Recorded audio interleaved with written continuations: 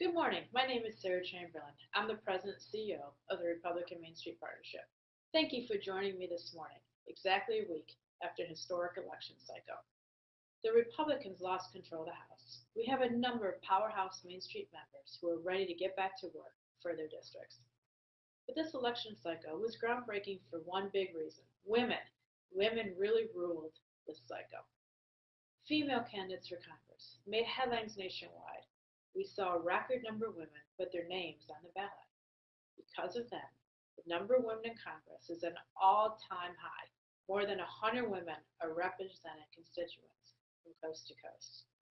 More than half the population is female, and for too long, women have been underrepresented in Congress. This is a welcome change. It's a change only happening on one side of the aisle, though. That's why it's time we elect more Republican women to Congress. We knew this was the year of the woman, but unfortunately for GOP women across the country, it was the year of the Democratic woman. For the Republican Party, the number of GOP women in the U.S. House has almost reached World War II levels. We can and will do better. If we really want to help more women get to Washington, the Republican Party needs to open its checkbooks, put our money where our mouth is. There are some bright spots in the conference this cycle. Women who I've been proud to support on their run for office. Women like Young Kim in California, who is poised to become the first Korean American woman ever elected to Congress. And Carol Miller in West Virginia, who became only the third woman elected to federal office from that state. But a huge piece of this puzzle can be solved during the primary season. Earlier this year, Tennessee had a highly contested primary race for the 2nd Congressional District. Through Defending Main Street, the super PAC I oversee along with the board, we invested 6 figures to help Lieutenant Colonel Ashley Nichols in her primary bid. We were the only major group to do so. Nichols lost the race after being outraised and outspent by 2 of her male opponents. Just recently, she said, if we had just had the money earlier, we would have been unstoppable. We have to encourage everyone from small donors to major funders to support female candidates, but especially during the primary season. It's really up to us to support each other on the way to the top. According to the Center for Responsive Politics, men are the major contributors to most campaigns, contributing about 65% of all the money. So many districts nationwide, because of the heavy partisan makeup of the district, the candidate who wins the primary often wins the general. It's one of the reasons it's so critical to back women during this early elections. I'm excited to share with you that through our new Main Street Women Initiative, I plan to travel across the country and help encourage the rise of more GOP female candidates. The Women of Main Street will support current GOP female members of Congress, which is a necessary part of building our ranks in Washington.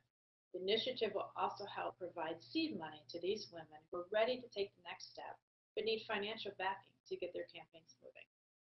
When I speak with women who are interested in running for office, on a checklist of 10 items, women often think they need 9 of the 10 to be eligible to run, where men, however, think they only need 1 or 2 and they're confident they can run and win.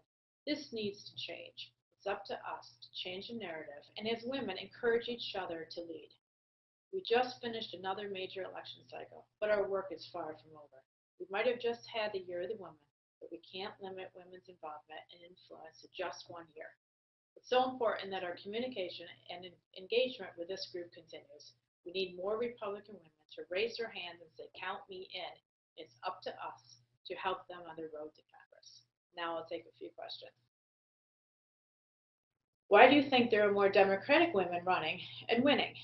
I think part of this goes to Hillary Clinton, though she didn't win.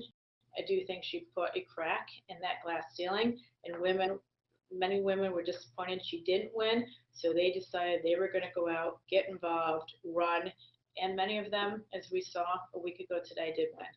So Republicans, we have to do better at this. We have to encourage women, and we will get there. Our year is 2020. Next question. Do you think the enthusiasm for women on the Republican side could be improved? Absolutely, without question, and we're going to do that.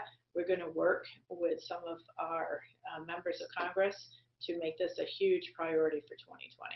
So thank you. That's a great question. The Next question. Who are some shining female stars on the GOP side that you think should be getting more attention?